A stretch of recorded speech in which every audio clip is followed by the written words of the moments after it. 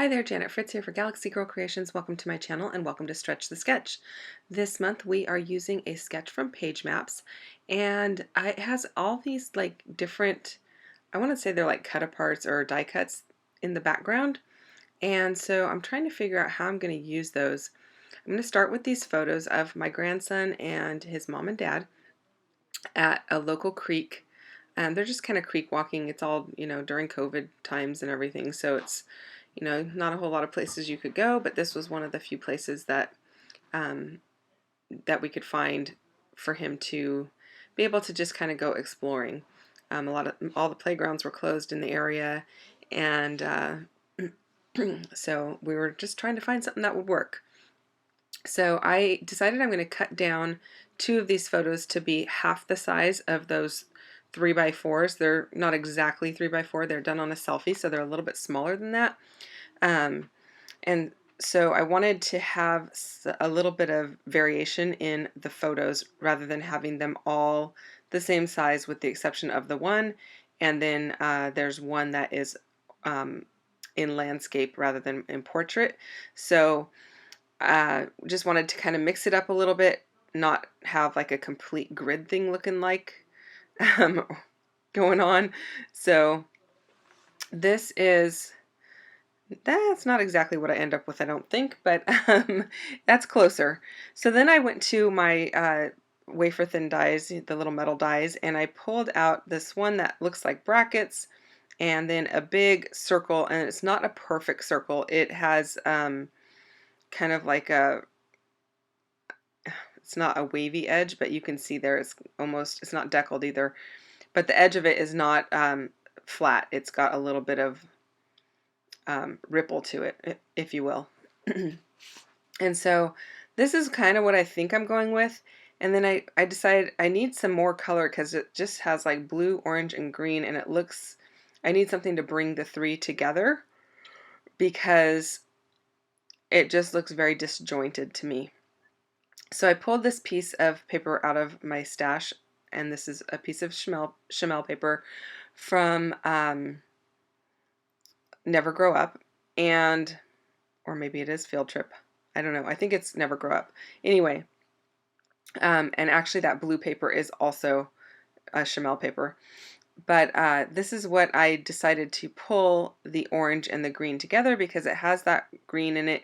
The little bugs that are on it have that orange in it, so it kind of pulls it together. But I'm not really loving it with the blue.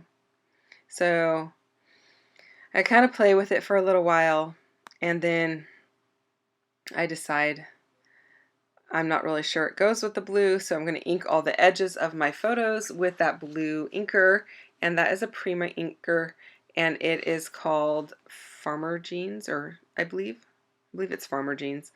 Anyway, it's navy blue basically, and so I'm going to ink all the edges and hope that kind of like pops things off. I didn't want to just go with the black border that I just tried there because there is no other black really on this page.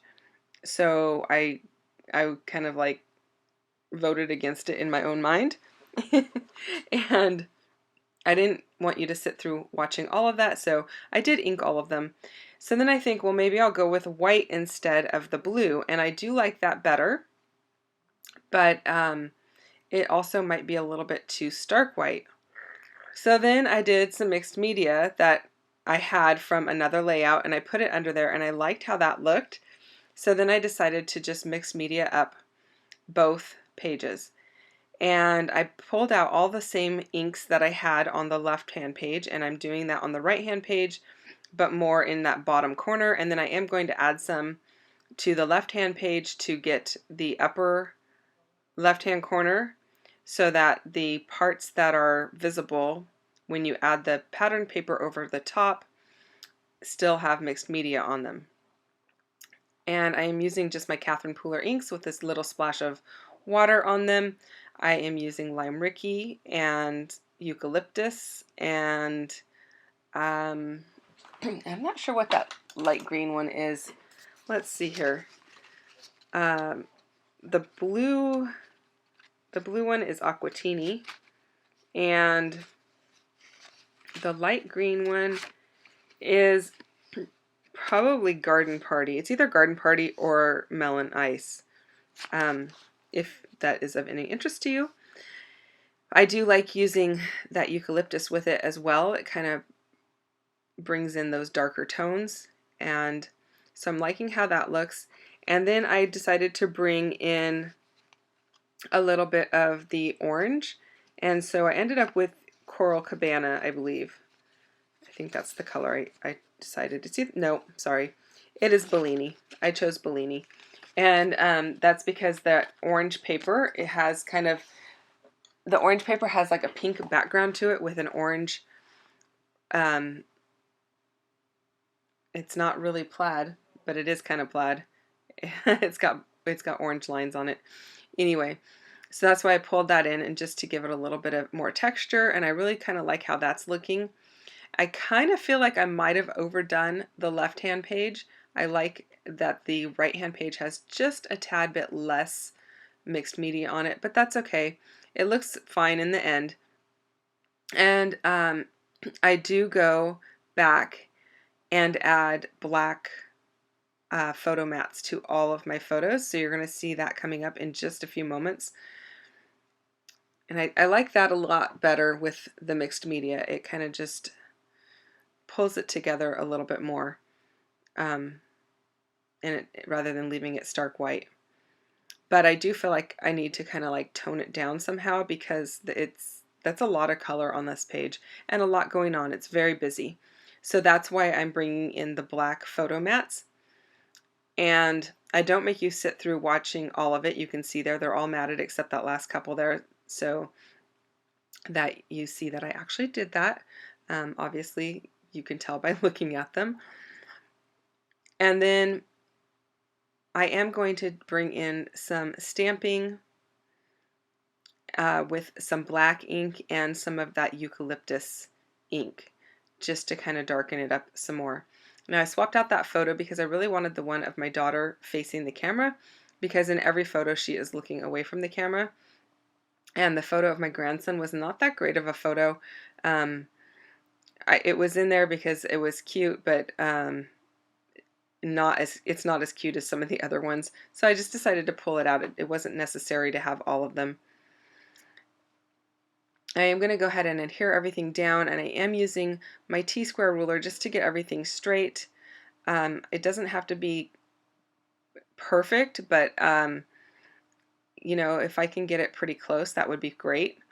I also did not want to keep a horizontal line where all of the photos line up horizontally with the gap going straight across the page. I wanted it to have that kind of stair-stepped look, and in fact, I am going to keep that little tiny photo in between the two larger ones on the right-hand side of that left-hand page where I'm working currently. So I like how that looks. I get all of those put down, and then I have this mixed media stamp, and this is just like a $7 stamp off of Amazon. It came with several different like little mixed media type stamps, some splotches, some scribbles, some dots, and some of the dots are open and some of them are closed. So that's what I am using, and I really like the way that it came out, and it doesn't have to be perfect. They are by far not stamped like perfectly, and that is kind of like the idea with this type of mixed media. You can see the stamp set right there. It's got some like chevrons, all different kinds of things, and some of them are big pieces, and I have cut them apart because like the polka dot was attached to that chevron looking thing, but I cut it apart. And then this is like a little squares, and I like how that's looking, and it's just kind of like it's adding to the texture, but because it's the darker color, it is almost providing a spot for your eye to rest. I don't know, it's not really white space. It's just where your eye doesn't have all that color coming in. It's just, you know, it's just black. And then I am using this light gray one because I just wanted some undertones of some stamps, but I didn't want bold images. I just wanted them to be kind of like shadows in the background, so I'm using this gray stamp to stamp these swirls. Now I pulled out my little sidekick and some Bow Bunny ticket and tab dies, and I love these. I use them all the time. It's very common to see me use these tabs, so if it's not the first time you've seen them, that's why. I use them all the time. But they work really well, and in the sketch on a couple of the pictures there, it looks like there's like a ticket or a tab that is sewn on, and I'm actually going to go ahead and do that. I will pull up a couple of the photos. The one that I'm working on right there is going to get pulled up, and this one over at the bottom, and I am going to run some stitching across those tabs. And I also end up using this, it's a Tim Holtz die. I don't know the name of it, I don't have the package in front of me, but I end up using that just to bring in more black on top of the green circles. And so it's got this hexagon look to it, but it leaves the outer border, which I'm not crazy about. I don't know why it does that. Well, I know why it does that. It's the way it's designed, but I'm not sure what the intent is behind having it designed that way. So I am just trimming it down so that I don't have those big black borders. I just want to bring in some black detail layers underneath those tabs. So that's what I'm doing. Just fussy cutting the edge so it looks like it was die cut all the way around. So while I do that, let me tell you about Stretch the Sketch. We do this every month, the third Sunday of the month. There are a bunch of ladies that play along. They are amazing and very talented. So go check them out. They have all of the links down below in my description box. And the idea is we take the 12 by 12 sketch and we use it in any other size we want. Can be smaller, can be larger, doesn't matter as long as it's not a 12 by 12. And hopefully that you get some inspiration from that. And it's kind of funny because there are several of us that have done double page layouts with the sketches recently, and none of them look the same. So it's really interesting to kind of watch how that works and how we all kind of do things differently. And we take different parts of the sketches and make that our own. Okay, so I used my Stampin' Up! Punch there for some more tickets, and I did run those through my sewing machine with some green thread, and the red ones have some black thread. And I didn't do that on screen because it would be really difficult for me to get my sewing machine moved over to where I can video that. So I apologize that you don't get to see the sewing, but I just ran it through the sewing machine on a regular stitch. Nothing fancy. So my title is Vasona Park, and the creek that we are in is called the Los Gatos Creek, so I'm going to put that as my subtitle over on this right-hand side. I will probably add journaling in that orange square, it's not a square, that orange shape right there. And a lot of times I will leave that open for my daughter to do the journaling. Unless I am at the event, then sometimes I write in it myself. In this case, I was there, so I might go ahead and write some notes of what I remember about the day.